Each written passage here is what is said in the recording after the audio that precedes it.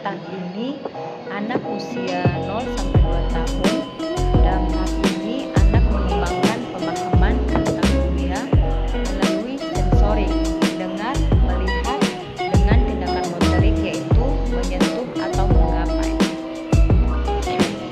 Dalam tahap ini juga anak memahami adanya objek dan peristiwa terjadi secara alami dari tindakannya sendiri. Misalnya, jika seorang ibu meletakkan mainan di bawah selimut, maka si anak tahu kalau mainan yang biasa ada kini tidak terlihat atau hilang. Dan anak secara aktif akan mencarinya. Yang kedua, tahap praoperasional, di mana tahap ini usia anak dimulai sekitar 2 sampai 7 tahun. Selama tahap ini anak berpikir pada tingkat simbolik. Artinya, si anak tidak bisa menggunakan logika atau mengubah, menggabungkan atau memisahkan ide atau pikiran. Memasuki tahap ini, anak akan mulai mengembangkan daya ingat dan imajinasi. Contohnya, si anak mampu mengumpulkan semua mainan yang berwarna merah. Ketiga yaitu tahap operasional konkret, di mana tahap ini anak usia 7 sampai 11 tahun. Di tahap ini, anak memahami konsep sebab akibat secara rasional dan sistematis. Sikap egoisnya perlahan mulai berkurang, dan ia mulai memahami jika tidak semua orang dapat mengutarakan pemikiran dan perasaannya. Zay menganggap tahap kongres sebagai titik balik utama dalam perkembangan kognitif anak karena menandai pola pikir yang logis. Yang terakhir yaitu tahap operasional formal. Tahap ini usia anak sekitar 12 tahun hingga dewasa. Pada tahap ini anak memasuki usia pra-remaja.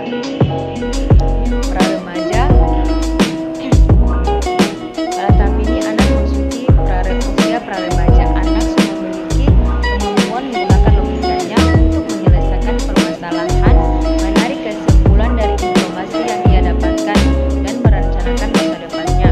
Saat remaja memasuki tahap ini, mereka akan memperoleh kemampuan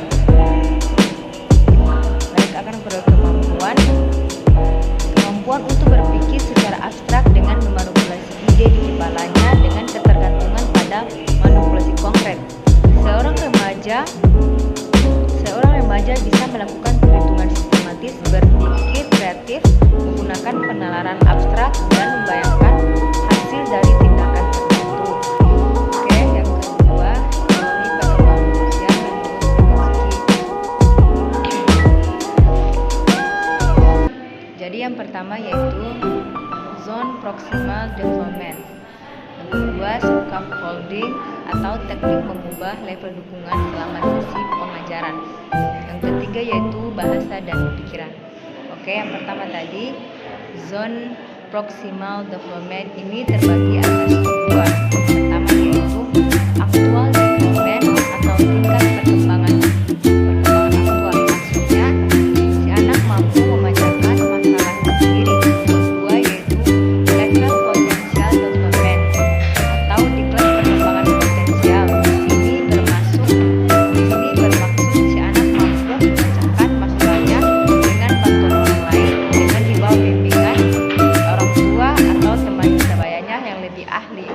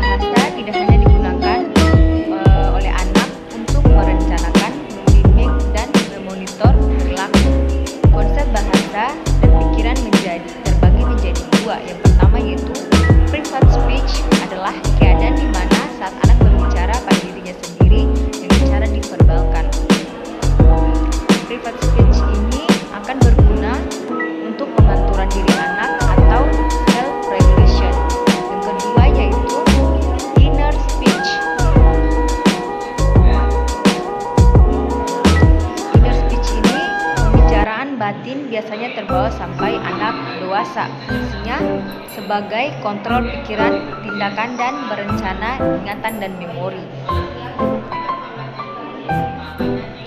Oke teman-teman, mungkin itu saja 2 teori yang saya bawa. Kurang dan lebihnya saya mohon maaf. Assalamualaikum warahmatullahi wabarakatuh.